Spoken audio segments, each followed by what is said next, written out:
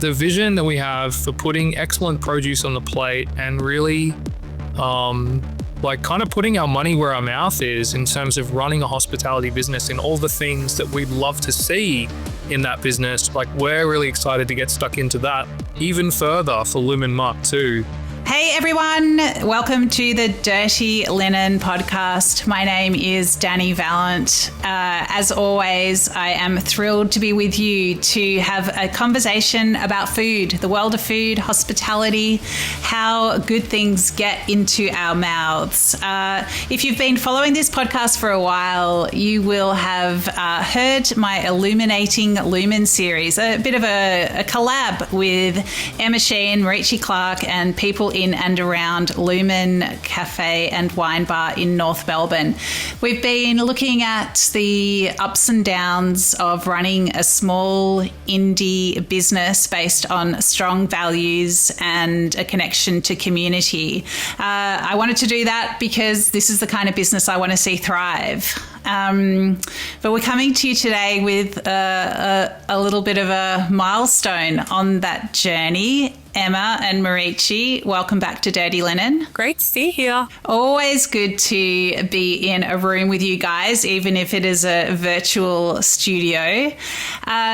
You've got some big news. Well, we made the very, very tricky and difficult decision to wrap up Lumen in its current format in North Melbourne. Our final day of service will be the 27th of July, next Sunday. 8 days from now. Tell me about this big decision. So it's a decision we've been sitting on for maybe like 6 months. When Marichi and I had decided to open Lumen on the 6th of February 2023, we hurled ourselves at it with every inch of might that we had. It was our dream to open a venue. And we said we'd give it everything we could. And we ticked over the 2-year mark in February and realized it still wasn't quite what we needed it to be. We did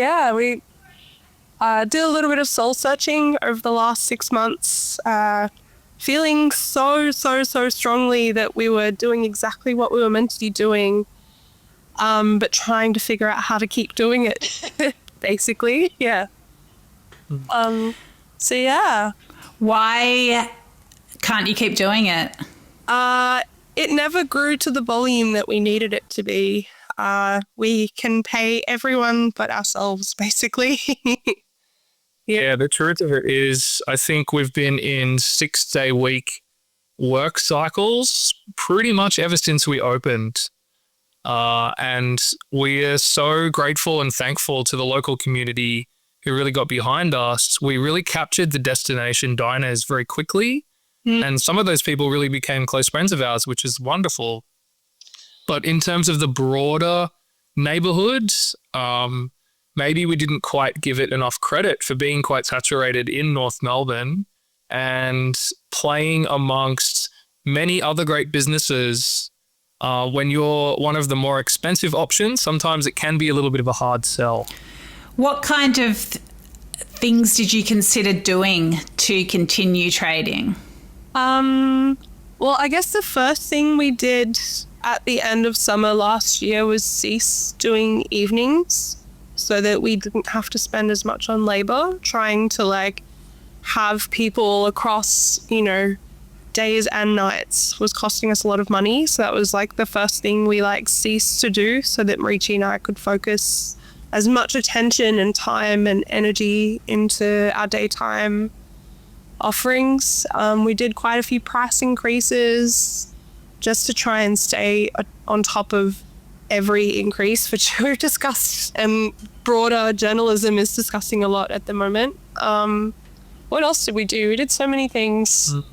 Yeah, we slimmed down some of our offerings for sure. We definitely made the business a lot more efficient, even just in the last 12 months, in terms of our rosters and, different types of suppliers for all the things behind the scenes you don't really think about, like packaging and consumables.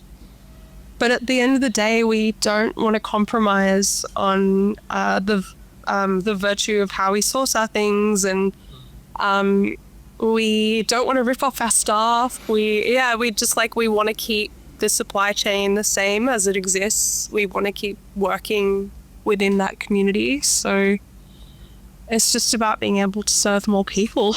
Yeah. And have a bigger audience. Yeah. What are some of the things that you decided you wouldn't do because it didn't fit with your values, even if perhaps it would have made you more money? Oh, can I answer this one? Yeah. A really quick, easy answer for you, Dani, is the quality of ingredients. Yeah. For us, that was such a non-negotiable. We've stood by all of our suppliers ever since we opened. And one of the things that's really important to us is who's growing it and where it comes from and really what it tastes like. So when we were giving this all a tremendous amount of thought and going back through the P&L and like squeezing every possible option, the thing we felt we didn't want to compromise on was the quality of milk, the quality of coffee, the quality of natural lime that we have on the list, and all of the wonderful growers that we work with in Victoria doing some amazing produce. That for us was definitely like, wow, if we changed that, then why are we even here? Yeah. We spent, like, both of us have spent our entire careers pre-opening Lumen working in and with businesses that had so much virtue around supporting good supply chains and being very quality focused. And we felt like we've spent all of our time so far being on our soapboxes about trying to do something better and more thoughtfully. So yeah, there was just absolutely no way we could change that within Lumen. It's a really great question though, Dani, and it would have been the low-hanging fruit for sure to try and find really cheap supply chains or, you know, more widely used suppliers that are on a much larger scale. And definitely we could have made that choice to sort of strip out the cogs, so to speak. But for us, I think we wanted to stay true to those values, and sometimes that means making the hard calls. So do you think your main, I don't know if you want to call it a mistake, but do you think your main stumbling, I don't know, do you think your main mistake was optimism? Wow, yeah. I don't ever want to stop being optimistic. I think like our biggest mistake was maybe location. Not so much like North Melbourne as a neighborhood, but like where we chose in North Melbourne. Marichi and I, for 5 years, 4 or 5 years, we opened Lumen, had such a dream within our relationship to open a venue, and it felt like this huge, deep, dark milestone that we were never going to be able to reach. But we finally sort of got to mid-2022 and we were like, bugger it, we're just going to start. So we found a venue that was within our budget, and we sort of figured that if we did something well, people would find us. Well, to describe it for people who haven't been there or don't know the area, so Errol Street is the main shopping strip in North Melbourne, and Lumen was just around the corner on a little cutaway where it had good parking, but perhaps if people are just wandering around, perhaps they wouldn't stumble on it. Definitely off the beaten track. So when businesses decide to close or have to close, sometimes there's a lot of unpaid bills and creditors. Like, how are you guys going to be leaving things? There's going to be nothing, really. Yeah. We're so thankful. And Emma, you know, has done most of this hard work, really bringing everything back to break even. And I think that's important to recognize. Like, we could have gone tremendously backwards last year, and we started to see those signs financially. So we had to pull all those strings to just keep it above board and in line with what we wanted to achieve. And this year has been exactly the same. We're working tooth and nail, really, to make sure that all our really high value suppliers are paid off in full. Otherwise, you know, we probably don't deserve the privilege to be in business in the first place. So it is really important to us that with all of this sort of wrapping up over the next week, that we honour those agreements we have with our suppliers and make sure that everyone's up to speed. And I guess I will add as well, as someone who in a previous life, pre-Lumen, was like a big part of the accounts receivable team within coffee roasting businesses, the thing that always really let me down was poor communication from the people we supplied. So I've always really kept that in the front of my mind, sorry, not the back of my mind, and try my hardest to have good communication with the people that supply us. Because people are often really patient when they know that you intend to pay. Most businesses freak out when they haven't heard from you, or you don't respond to their phone calls, or you don't respond to their emails. So good communication is a really good piece of advice for anyone to just own your position and communicate your position. Yeah. What have the emotions been around this decision? A lot. Heaps of emotions. Just emotions. Yeah, I think like the first thing that we wanted to get right was including our staff. Not so much in the if decision, but giving them as much notice and helping them feel a part of the process as much as possible. Definitely. Because it can be pretty unsettling. But yeah, I think we've always promoted honesty within that. So they've backed us and championed us and been our support when we've felt unsteady through that whole process. Yeah. And then all the conversations we've had over the last almost week, I would say, with a lot of our regular guests who we absolutely adore. They've been such big supporters of us in the neighborhood and championing us, posting photos online and all sorts of ways that people interact with the business, coming to all the events that we've hosted. So yeah, it is a little bittersweet for sure, but lots of emotions over the last week. Yeah, so much. So have you told people We have, in a very analog sense, put a sign in the window. And on Sunday morning, we'll be posting an announcement onto our socials. So I guess more people will know when it hits the internet. Lots of people have walked past the sign multiple times thinking it is a pop-up dinner or something. Because the poster is being beautifully designed by Susu, who does all of our design work. And it probably looks like we're about to host a chef. Yeah. Well, the people that have read it and have, how have they responded? The first 2 days, I think, were the hardest because Thursday and Friday, those guests are our everyday latte guests and local businesses. So yeah, I honestly found those 2 days really draining, being at the forefront of that and not really knowing what to expect. There was people that said that we'd ruined their day. There was someone said rude. Someone else looked like they were going to cry and then sent a long message later apologizing, but just saying that they loved us. Yeah. Yeah, it's been wild. But for the most part, honestly, people are just can't wait for what's to come. Yeah. Well, let's shift to that and tell us what is to come.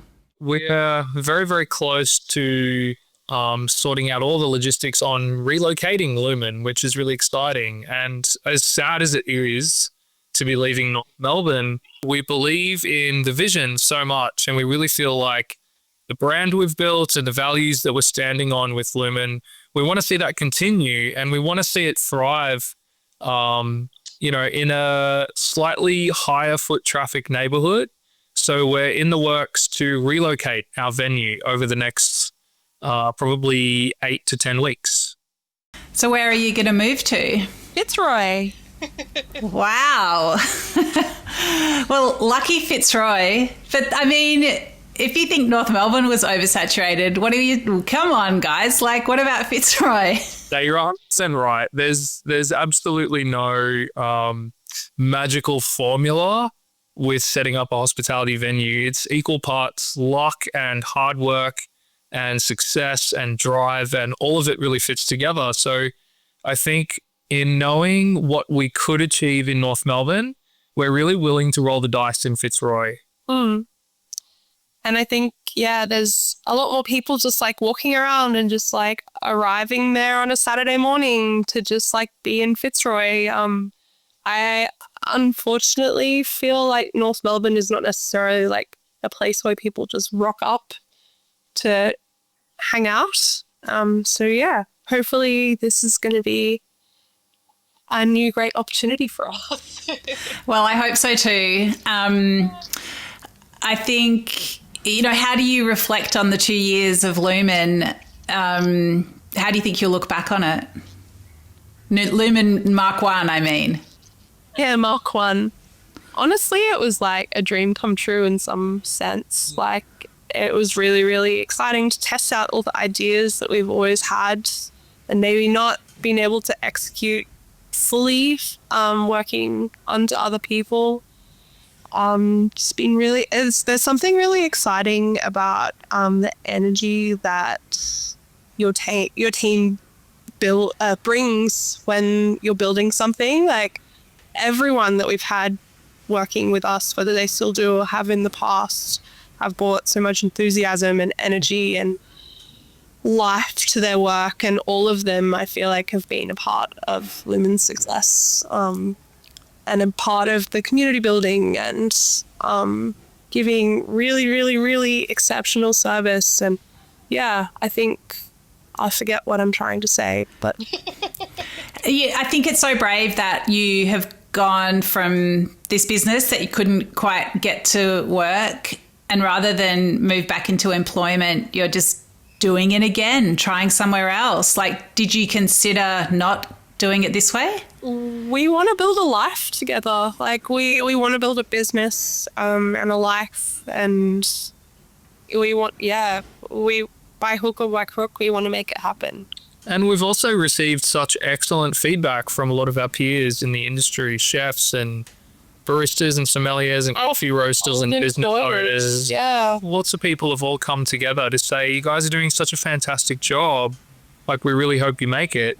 And we feel the same way. We really feel like this is, almost like you say, Mark 1, but definitely the vision that we have for putting excellent produce on the plate and really kind of putting our money where our mouth is in terms of running a hospitality business and all the things that we'd love to see in that business. Like, we're really excited to get stuck into that even further for Lumen Mark 2.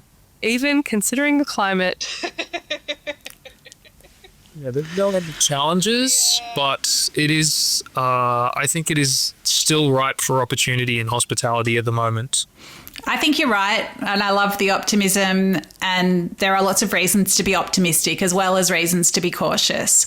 So I feel like we better continue the podcast series. What do you reckon? Keep it going. That's great. I think there's always going to be lots to talk about. So thanks for your openness. Congratulations on what you've achieved, and all power to you for the next step. Thank you. Thanks, Dani. That's very kind. Thanks for helping us tell our story as well. Thanks for having a conversation. Yeah. I'm really grateful to you. I think what you've created is very special, and I hope you're right that location was the stumble, and you'll find the right spot. I think so too. Thank you. Thanks, Dani. This is Dirty Linen, and I'm Dani Valent. We air the issues that the hospitality industry finds hard to talk about, hearing from different people with unique perspectives. We want to hear from you as well. If you have something that needs to be said about a topic, get in touch so we can include your perspective. Contact us at dirtylinen@deepintheweeds.com.au or hit us up on Insta at Dirty Linen Podcast. We can't wait to hear from you. This